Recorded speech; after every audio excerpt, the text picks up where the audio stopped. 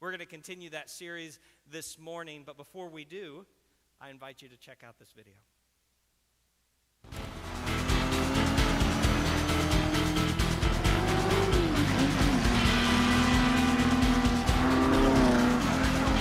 needs to pet some. He needs to catch Bandini first.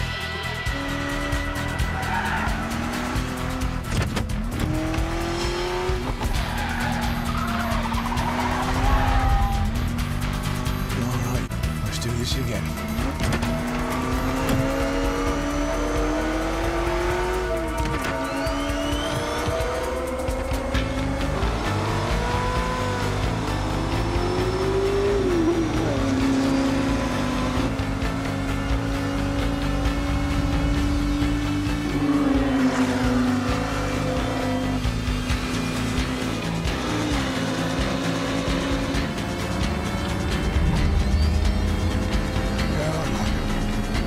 That's my girl.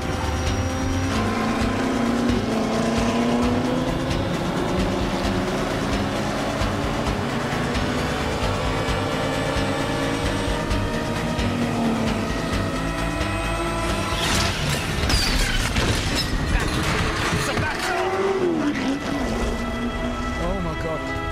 Oh my God.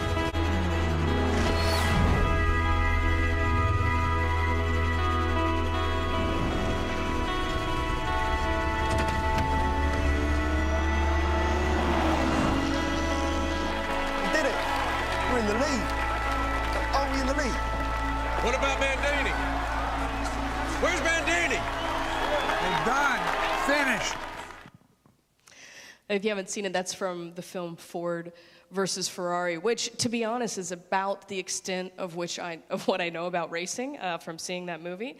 It's pretty good, but what you see in it is they're in this race, and it doesn't give away the total ending. There's still surprise, just to let you know. But they're in this race, and one of the cars can't go as fast as the other, right? And it just, the engine goes, and it can't continue. Now, it's fun to have these moments in NASCAR racing. There we go. I'm sorry. I've been sick all week. Don't worry, I got tested. It wasn't COVID. It's just, you remember these things called colds that people used to have? Yeah, that's what I have this week. So I'm trying to get past this brain fog and hope that my voice keeps up as well. So thanks for bearing with me here. But you know, in racing, this being competitive against other people, going fast, passing others is the goal. But it doesn't work so well when that's how we live our lives. I was reminded recently of this book called The Great Gatsby. Who's read The Great Gatsby? Yeah, it was required reading for many of us in high school, but I know my parents said they hadn't read it, so I don't know when they started implementing it. It was written in 1925, so I'm not going to give, spoiler alert, I'm sorry, but it's almost 100 years old. I'm going to give a little bit of the ending, so it doesn't ruin it entirely. But it's a novel that some believe it to be a contender for the great American novel. Written about the Roaring 20s. If you remember this time after the Industrial Revolution, there's great wealth and opulence that comes to Europe and to America. But what it also does is it highlights the great divide between the classes. And so F. Scott Fitzgerald writes his novel really focusing on three classes in America. You have the old money people who have been wealthy for, hundreds of years? I can't even imagine that longer than our country has been around. You have the new money people that somehow, with this revolution, they've been able to acquire wealth for the first time, and now they're new money, but they don't get quite along with old money. And then you have the working folk. And if you've seen the Gatsby movie that was made in 2013, as they depict these different scenes, when they go into the part of New York where it's the working class, it's grimy and dirty and gross. We're introduced in the story to Tom and Daisy Buchanan, who are old money people. They are opulent, they are wealthy, and they are dissatisfied with what they have.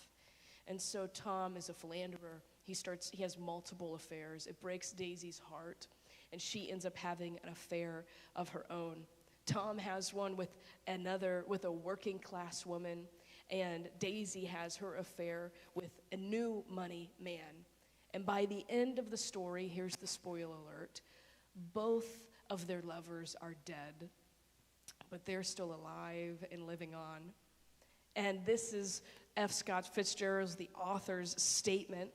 He says, they were careless people, Tom and Daisy. They smashed up things and creatures and then retreated back into their money or their vast carelessness or whatever it was that kept them together, and let other people clean up the mess that they had made.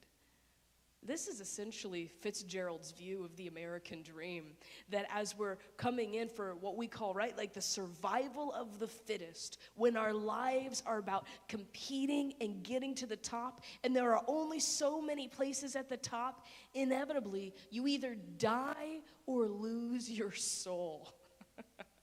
Well, that's an encouraging bit, isn't it? But don't we kind of know that?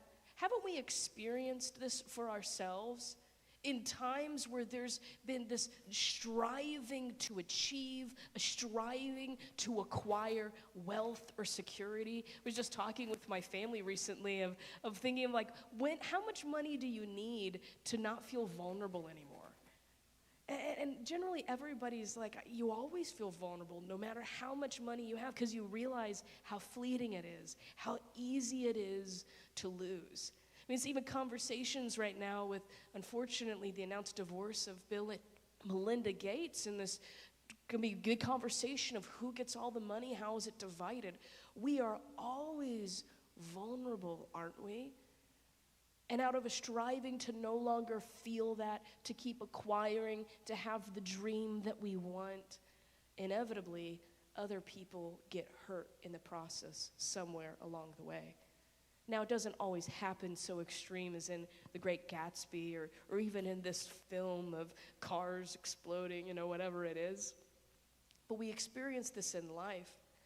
God knew when he created us that suddenly when people are competing against each other, it quickly leads to murder. Even in the Old Testament, brother against brother. And so he gives us a gift, a rhythm of life called Sabbath. Sabbath. Now, we have been talking about this as a day set aside to rest, to resist, to recall, and to repent. What I want to posit to you this morning is that the Sabbath is also a day to nurture neighborliness. To nurture neighborliness. Now, where do I get this? It's really kind of all over Scripture, but let's just go to the 10 Commandments, where we first hear from Moses, or one of the first places we hear this command to Sabbath. In Exodus 20, the author writes, "Remember the Sabbath day to keep it holy.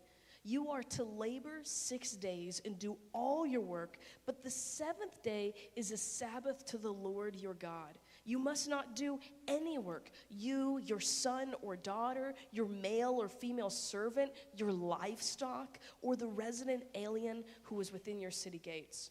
For the Lord made the heavens and the earth, the sea, and everything in them in 6 days. Then he rested on the seventh. Therefore, the Lord blessed the Sabbath day and declared it holy." See, I find so interesting in this verse one part that we often miss. Did you notice all of the people that Moses is commanding? This is part of what is required in your Sabbath. Who gets a Sabbath? Well, you, but also your son or your daughter. And think for a minute, this is a patriarchal society. So this is where the men have the power at the top. Women are property. They're not fully included in the world around them as people with dignity that can actually have autonomy and worth. And so how amazing that Yahweh's command here includes not just you and your sons, but your daughters. One of the important parts of Sabbath is that they didn't do any cooking on the Sabbath. And who do you think that was to protect? Women. So you can't have these men who are out working in the fields, who are ruling their estates, and come home and still expect their wives to be working on Saturday and serving them. No. You, your son, your daughter, the women in your household? How about your male or female servant? I mean, how crazy is that? How radical is that? Here are a people, they've just come out of slavery themselves. And here's God saying, hey, remember when you now have servants, they get a Sabbath. We are not the kind of people that work others to the bone. Even servants get a Sabbath. I mean, how crazy to include this? Your livestock get a Sabbath. Now, I think probably most of our dogs and pets these days, they get a lifelong Sabbath, I think. I mean, I've never seen a super productive cat, especially. But even livestock get a Sabbath. I mean, how crazy is that? And then the resident alien who is within your gates, even the foreigners, they might not even be entire worshipers of Yahweh, but everybody in your community gets a day of rest unto the Lord, gets a day for that holiness with God. I mean, this is unbelievable. Sabbath becomes one of the main indicators and characteristics of the Israelite people, of worshipers of Yahweh. These are people that are not worked to the bone. They care for the Sabbath. And what does it do? On a day when I can no longer identify by my productivity and what I'm contributing to the world around me, Sabbath becomes the great equalizer. It's the day where everybody is treated with dignity and respect as image bearers of Yahweh. I mean, have you noticed that as Americans, often the first thing that we ask somebody when we meet them is, what do you do for a living? That's how we interpret people and who they are. How do I relate to you? By your profession. You know, other cultures don't do that. Often other cultures ask about your family. Well, where do you come from? Who are your parents? How are they doing? Is your family well? But in America especially, we filter everything almost through our careers and our professions. It's one of our core American values of this American dream. You work hard so you can achieve and make a name and a life for yourself. But on Sabbath, we rest from all that striving. You know, I actually have learned about this place. It's kind of a retreat center for maybe a week or more, where people, often very like high-level professional people, names we would know, have gone there to do some deep like counseling work, and they do a lot in groups. And one of the rules of this kind of camp place is that you're not allowed to tell anyone your profession. Because what they realize is, especially everybody, but professionals who have gained a name for themselves, we so identify our whole beings and worth with what we do, that if you had to go a whole week or month or year without telling somebody what you do for a living, how much would that change how you view yourself? I mean, think about entering retirement, how much of a struggle it is for people to no longer identify with their profession. We have a whole life built around this, and it's not just how we see ourselves, it's how we see other people. So one day a week off, where you are no longer my slave, you're no longer just a foreigner, you are a fellow honorer of Sabbath. You are a fellow worshiper of Yahweh. Our identity is entirely in the God we worship, rather than how much we contribute to the universe. But as we're beginning to inculcate Sabbath, we're making it rhythms of our life, we're teaching it to others, we're embodying it in our communities, there's always a chance for it to go wrong, isn't there? And this is what we find in the New Testament. So if you have your Bible with you, I invite you to turn to Mark chapter 2. Starting in verse 23, Mark chapter 2. If you want to pull out your app on your phone, whatever you use for a Bible, you're welcome to do so. Mark chapter 2. Sorry, it's hard with the handheld, but since I've been sick, I was worried that I might have to cough. I once was officiating a wedding where I had a lapel on, and my throat started closing up, and I couldn't cough because it was all in the mic, and I couldn't get it off. So thanks for bearing with me in that as well, trying to flip through my pages. On the Sabbath, here's Mark. On the Sabbath, Jesus was going through the grain fields, and his disciples began to make their way, picking some heads of grain. The Pharisees said to him, "Look, why are they doing what is not lawful on the Sabbath as they're gathering food?" And he said to them, "Have you never read what David and those who were with him did when he was in need and hungry? How he entered the house of God in the time of Abiathar the high priest and ate the bread of the presence, which is not lawful for anyone to eat except the priests, and also gave some to his companions?" Then Jesus told them, "The Sabbath was made for man, and not man for the Sabbath. So then the Son of Man is Lord even of the Sabbath." And then he continues. Jesus then entered the synagogue again, and a man was there who had a shriveled hand.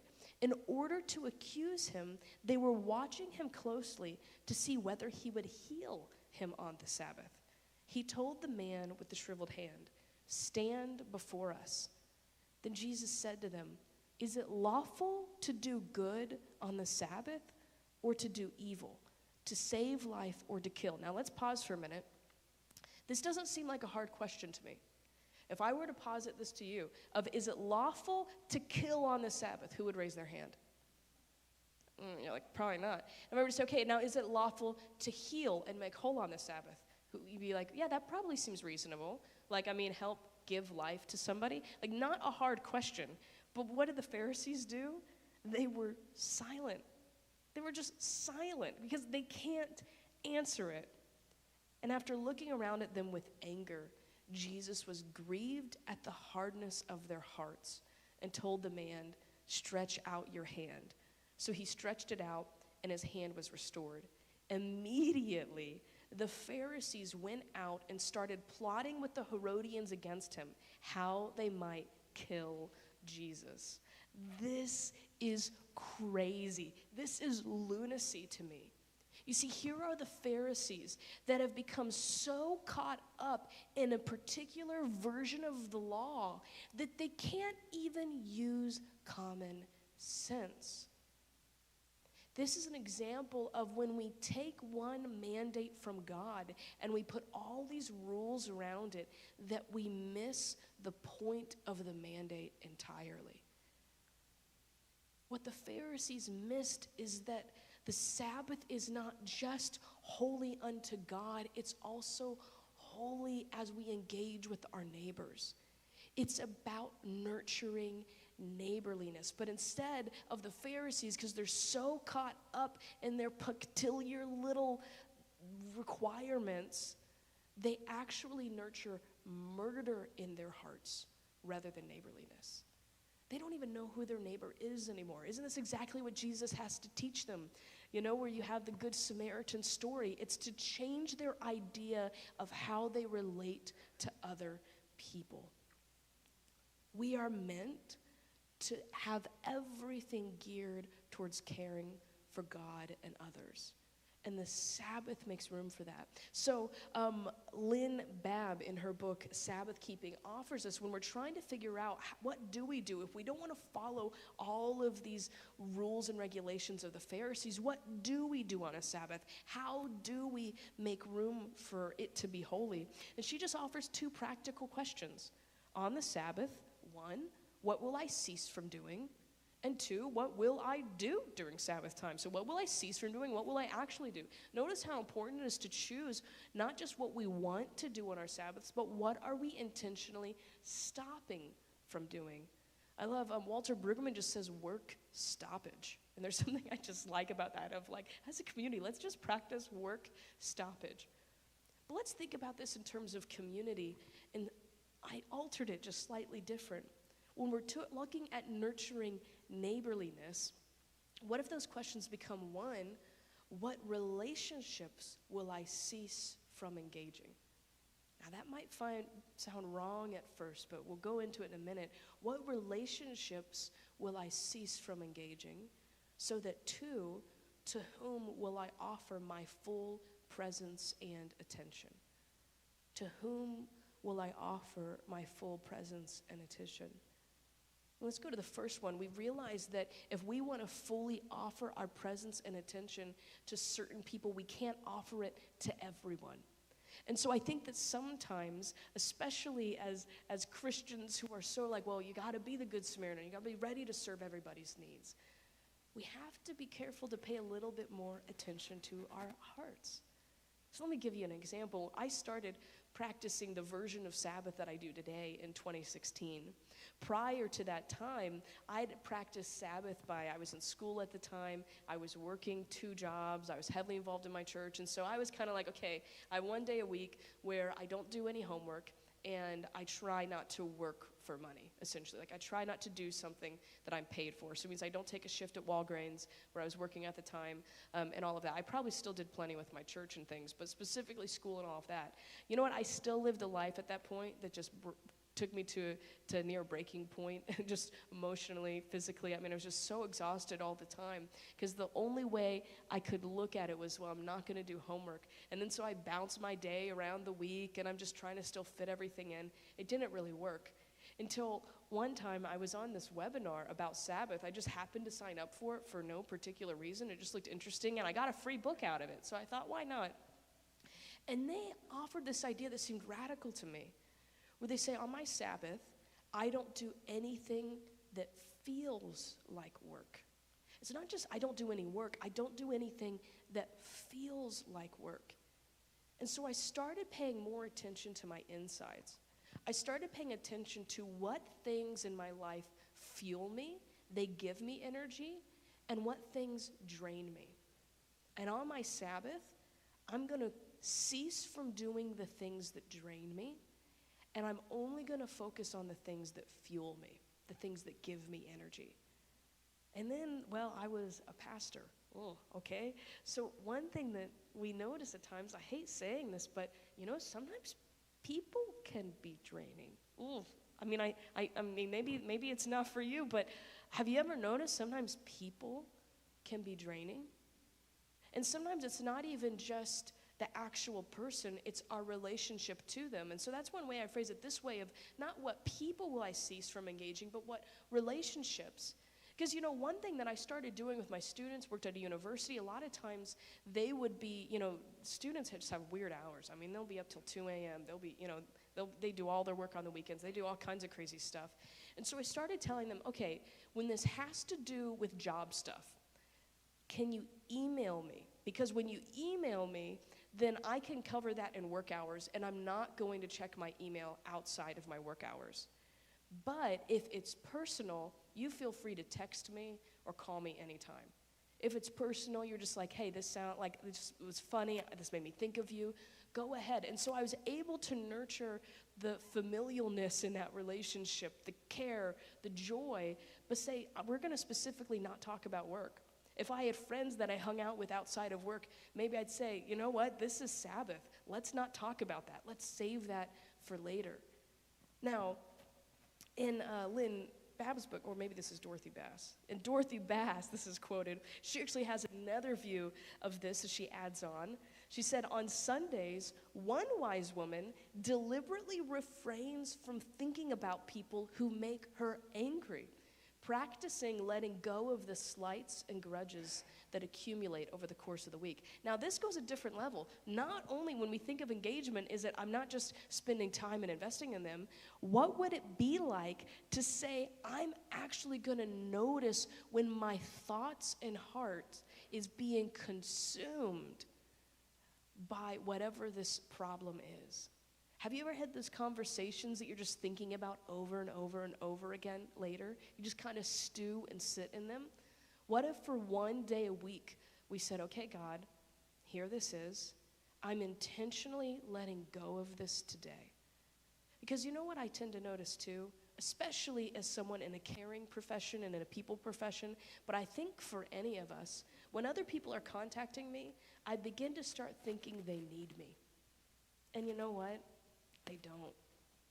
There's nothing that I can do that God can't. But I start thinking, oh, God needs me. The only way they can experience God is through me. They really need me to do this for. And you know what I find? Very, very few things are as urgent as they seem. Almost nothing is as urgent as it seems. I mean, to be practical, there are things that are legitimately urgent when there are medical needs, when there, like you see this with Jesus, when someone's with a withered hand, and what part of what Jesus asks them is, if your horse or your donkey or your mule were to fall into a ditch, would you not get them out of that on Sabbath? There are things that are legitimately urgent, but most often, things do not depend on us to respond. And we can take one day to release God to care for things better than we can. And it begins to transform our hearts even when we intentionally release this into God's care. And for one day, I'm not going to worry about it because I'm practicing a faith that says this is not dependent on me. It's in God's hands. So to whom will I offer my presence and attention, though? Think about this. How often do we miss the people who are most important to us because we get consumed with all of these things that feel urgent, but they're not really as important? It's hard because the people in our life who matter most are often the easiest ones to neglect. We feel so secure with them. We feel so comfortable with them. We see them all the time. But there's a big difference between just seeing someone and being really present and attentive to them, isn't there? I remember reading several years ago an article where the author said the greatest commodity in our world today is not time, it's undivided attention. And I realized in that moment, you know what? I want to be someone who gives the gift of undivided attention. Unfortunately for me, that means I've become very bad at digital communication. My family knows that I'm literally hundreds of texts behind when it comes to our group chat because I had to make this choice. For me, I said I can only be present to one way. I can be present with someone in person or I can be present to someone digitally. And to be present with someone in person, I don't want to be someone who's checking my phone all the time when I'm with them. I mean, we've been there. You're in a conversation, you're feeling engaged, and someone gets a text and suddenly all of their attention goes here. I mean, even think about that. The mic can't pick me up if I'm looking that way. It's the same thing with our lives. If we lose our focus from the person in front of us because we're focused on all of these other people and requests and needs around us. But on the Sabbath, we set aside time to be fully present and attentive to the people that matter. So my sister, my sister's here today. This is fun. She hasn't seen me preach in probably a decade. We have had a weekly call for about 8 years now. And at one point in time in our early years, I scheduled that call for Friday nights. And I remember at times being in my office, finishing my request for the week while having her on speakerphone. And let me tell you, that was not the best thing for our relationship. I think we got in some of the most arguments that I remember. I can tell you exactly from that time when I was not fully present. But when I started practicing a Sabbath, at some point in time, I moved those calls to Saturdays, which is my Sabbath when I practice it. And over a period of years, my sister has become one of the most secure and important relationships in my life. And let me tell you, we're not always super similar. We're pretty different. But God has nurtured, through this time, God has really brought us deeply together, that we are closer than we ever were when we even lived together. My parents now joke if we're talking on the phone, they're like, oh, you only talked for 3 hours today. Now, that's not a requirement every time, but part of the gift of Sabbath is being unhurried. When our schedules are clear, we're not running from one thing to the next. We're giving our full present. Now, that's going to look different for everybody, but it's also given the space to talk through hard things, to be able to notice, hey, this seemed like when I said this upset you, or what was going on for you there? And we've worked through hard things together to build a more secure relationship over time. So I want you to think for a minute about the 10 Commandments. You know, when I was growing up, I was told the first 4 commandments are about our relationship to God, and the last 6 are our relationship with other people. The Sabbath commandment is number 4 for us. Let me suggest to you that it's kind of a bridge. It's connecting our relationship to God and to others. It becomes this core rhythm that actually helps us keep the other commandments. It helps us have a whole life. So let's just think of some of these. Think about the command to honor your parents. Imagine a family that from the time the baby is born, they practice a Sabbath together every week. Many families start their Sabbath with a meal together or fun. I've heard of one that every Friday night they do their Sabbath from Friday night through Saturday night, which is more traditional for the Jews. And every Friday night they come and they cook this giant cinnamon roll in the oven. And it's become this family tradition. They just sit around and talk about their week as they eat this delicious dessert together. I have another friend who's a missionary overseas, and they're creating a similar ritual where they have a special dessert, a special meal that they're going to cook together every single week. Imagine that kind of family time and connection over the course of development, of what it would do for relationships between parents and children, to really know each other, to see each other, to hear each other, and enjoy each other. Imagine how many relationships we would enjoy more if we had time together of being intentionally present. I think that it might start caring for this honoring parents thing on its own. What about preventing murder? Or even adultery, okay? You know, like that's a command there, but when you're really caring for the neighbors around you, when you're present to them, when you're paying attention to your insides too, to go, man, there's something about them that's really draining me. What's going on here? Let me offer that to God. I think it would take a long time to get to murder. With adultery, think about what it would be like as a married couple every single week to have time set aside to be present to each other. A lot of rabbis even encourage married couples, this is the day to make love and spend time together. What a beautiful picture of a marriage and a life together, to have those spaces of undivided attention, of not just quality time, but also quantity time to care for each other. What would that do for over a lifetime? At least one day a week is set aside to care for marriage.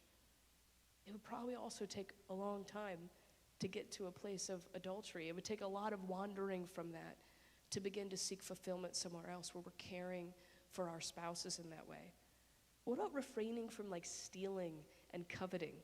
Sabbath becomes this day where we're, instead of going out and just trying to acquire things, we become content with what we have, thankful for what God has given us, and realizing we don't need a whole lot more than this.